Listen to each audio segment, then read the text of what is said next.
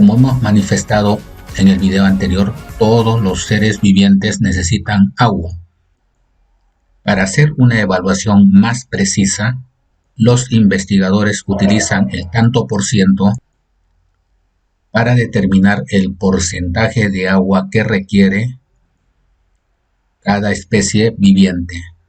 Por ejemplo, en el caso del varón, el porcentaje es de un 65%. En la mujer, aproximadamente es del 60%. Por eso las necesidades de abastecerse de agua son diferentes en el varón y en la mujer. ¿Pero por qué esa variación?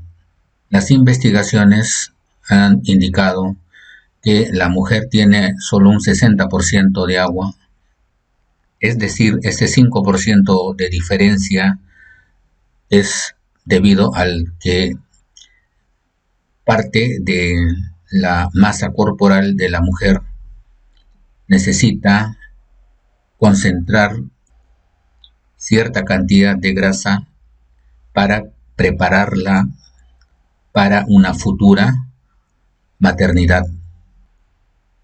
Si comparamos estos valores con el porcentaje de agua que requiere, por ejemplo, el camello, en el camello se requiere que acumule un 70% de agua, y en la medusa, que es un animal muy primitivo, la medusa acumula un 95% de agua. Pero como se nota en estos ejemplos, en cada uno de los casos se observa que hay una cantidad bastante significativa de agua en el interior de los cuerpos de los seres vivientes. Los seres humanos, al igual que cada organismo viviente, necesita de una cantidad de agua para mantener sus funciones vitales en óptimo estado. Es decir, si bajan estos valores porcentuales en cada una de estas especies vivientes, lo que va a ocurrir es que va a producirse un mal funcionamiento en ciertos órganos y tejidos, principalmente el corazón, el cerebro y los riñones. Y aunque parezca extraño decirlo, esta es una de las razones por las cuales muchas personas ven afectada su salud, simplemente por no consumir la cantidad de agua necesaria para que su organismo pueda funcionar de manera regular. ¿Qué líquidos están presentes en el interior de un organismo viviente? De un ser humano más concretamente. Primero, analicemos lo que encontramos en el interior de un organismo humano. Por supuesto, se encuentran las células, luego encontramos los vasos sanguíneos, que están formados principalmente por venas o arterias, y finalmente el espacio intercelular, es decir, el espacio que existe entre cada una de las células.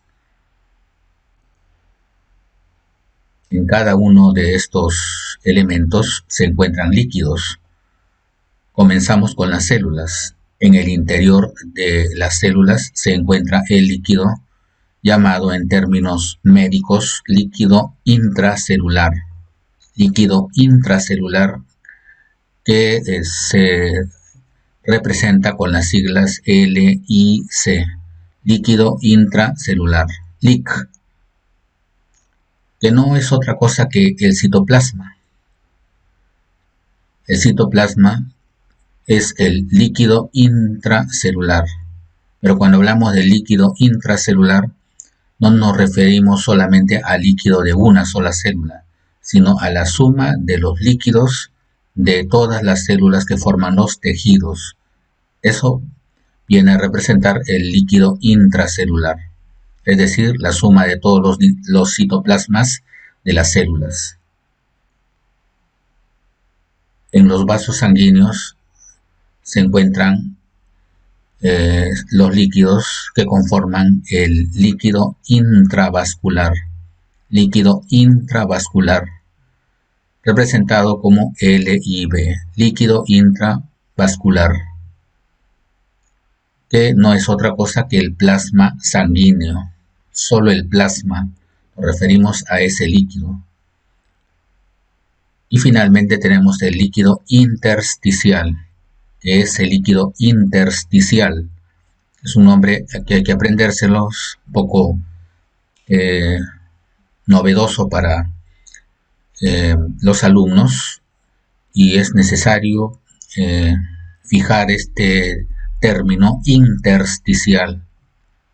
El líquido intersticial es aquel líquido que separa a una de las otras células. Es un líquido que baña, diríamos de esa manera, todas las células que forman un tejido. Entonces, si esta es la porción de un cuerpo humano, lo que vamos a observar es que esa porción va a estar formada por líquidos. Entonces, entre cada célula está ese líquido que hemos dicho intersticial, y luego ese líquido guarda relación con los vasos sanguíneos. Entonces, siempre en el organismo vamos a encontrar líquidos. En el interior de las células también hay líquidos entre cada una de las células, líquidos en los vasos sanguíneos.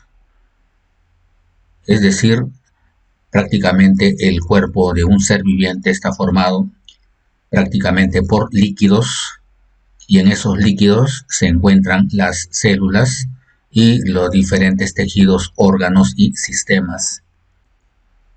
En esta parte es imprescindible entender estos conceptos. Agua total corporal. Agua total corporal, es decir, el total de líquido que conforma o constituye un cuerpo humano. Y esa agua corporal total o agua total corporal viene a ser la suma del líquido intracelular más el líquido intravascular, que es el plasma, como hemos dicho. Hay que fijar estos conceptos: líquido intracelular más el líquido intravascular, o sea, el líquido que está en la sangre, y más el líquido intersticial, que es el líquido que se encuentra entre cada una de las células de un tejido. Son tres líquidos entonces: líquido intracelular, líquido intravascular, líquido intersticial. Si sumamos el líquido intravascular más el líquido intersticial, estos dos líquidos, la suma de estos dos líquidos se llama líquido extracelular. Si observamos el cuerpo humano, notaremos que es un flujo de numerosos fluidos y líquidos. Acá observamos, por ejemplo, en la imagen, los vasos sanguíneos por donde fluye el líquido intravascular. Se está desplazando oxígeno y nutrientes a las diversas células en los vasos capilares, y cuando se produce este flujo, inmediatamente esos nutrientes salen de los vasos sanguíneos y gracias al líquido llamado intersticial, esos nutrientes van desplazándose hacia cada una de las células, como se observa en la imagen. El líquido que hemos denominado intravascular, que pasa por las venas y las arterias que llevan los nutrientes. En la parte inferior veríamos las células de los tejidos. Obsérvese la relación que existe entre estos líquidos, o sea, prácticamente el líquido intravascular y el líquido intersticial casi están uno junto al otro. El oxígeno y los nutrientes, por un proceso llamado difusión, pasan de los vasos sanguíneos hacia las células, y para eso es necesario que exista acá este líquido llamado líquido intersticial, para que a través de él fluyan esos nutrientes, esas moléculas, y vayan e ingresen al interior de cada una de estas células. Y del mismo modo, todas las sustancias que han sido metabolizadas, o sea, producidas por cada una de estas células, fluyan hacia los vasos sanguíneos. Aquí lo estamos observando, ¿ven? Es un flujo de sustancias. Y eso se puede lograr gracias a la presencia de estos dos líquidos, el líquido llamado intravascular y el líquido intersticial.